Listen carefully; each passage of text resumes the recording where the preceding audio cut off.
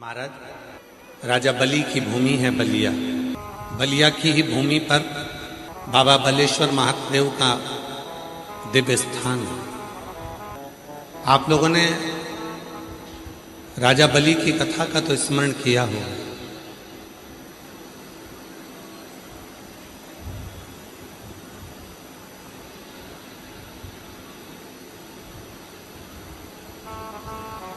राजा बलि की भी भूमि है और महर्षि भृगु की जन्मस्थली भी है बलिया।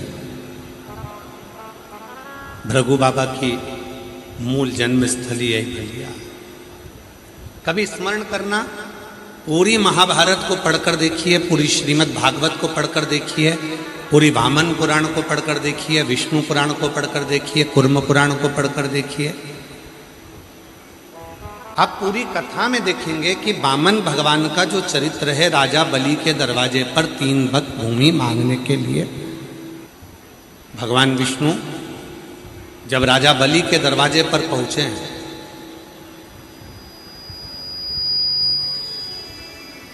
यही वो बलिया की भूमि है जहां स्वयं भगवान नारायण 84 अंगुष्ठ के बराबर अपने शरीर को धारण कर आए।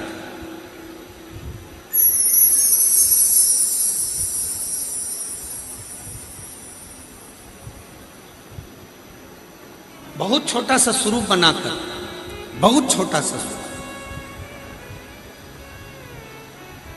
और राजा बलि के दरवाजे पर आकर 3 पग भूमि की याचना करें।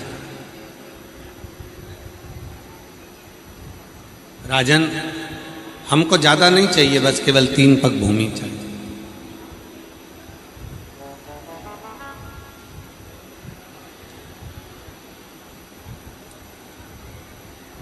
आज भी राजा बलि के द्वारा बालू के शिवलिंग का जो पूजन करा गया था बालेश्वर महादेव के रूप में, आज भी बलिया में विराजमान,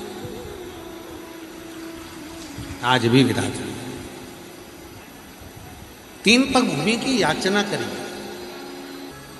और 3 पग भूमि की याचना कर कर आवाज लगाई, राजन भिक्षाम दे, राजन भिक्षाम दे, राजन भिक्षाम दे। बाहर की बढ़ रही, अंदर की नहीं बढ़ रही। राजन भिक्षाम दे।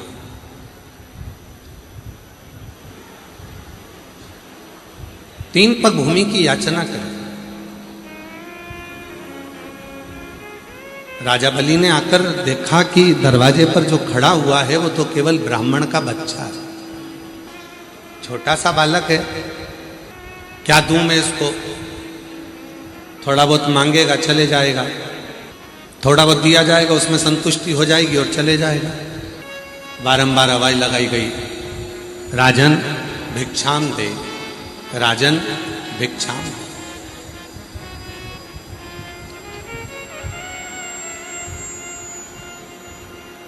केवल 3 पग भूमि, इससे ज्यादा और कुछ भी नहीं चाहिए।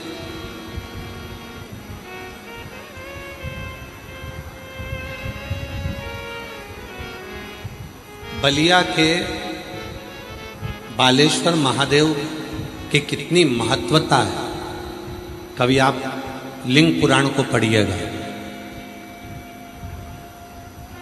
कभी आप स्कंद पुराण को पढ़िएगा, तो उसमें आपको ये सब कुछ प्राप्त होगा। और उसी में से एक प्रसंग ही है बलिया का। राजा बलि के दरवाजे पर 3 पग भूमि मांगने के लिए भगवान खड़े हैं। केवल 3 पग भूमि चाहिए, ज्यादा नहीं। तो कहा, स्वयं राजा बलि वामन भगवान से कहते हैं कि 3 पग भूमि में ना तो तुम सही से सो सकते हो, 3 पग भूमि में ना तो तुम सही से बैठ सकते हो, 3 पग भूमि में ना तुम गाय बांध सकते हो, 3 पग भूमि में ना बैठकर भोजन कर सकते हो, 3 पग भूमि में ना आराम से तुम सो पाओगे। तो 3 पग भूमि का तुम करोगे क्या? इतने में तुरंत वामन भगवान ने कहा, राजन तेरा काम है देने का और मेरा काम है लेने का। तेरा काम देने का है और मेरा काम लेने का। मुझे बहुता में नहीं चाहिए, मुझे इतना नहीं चाहिए, मुझे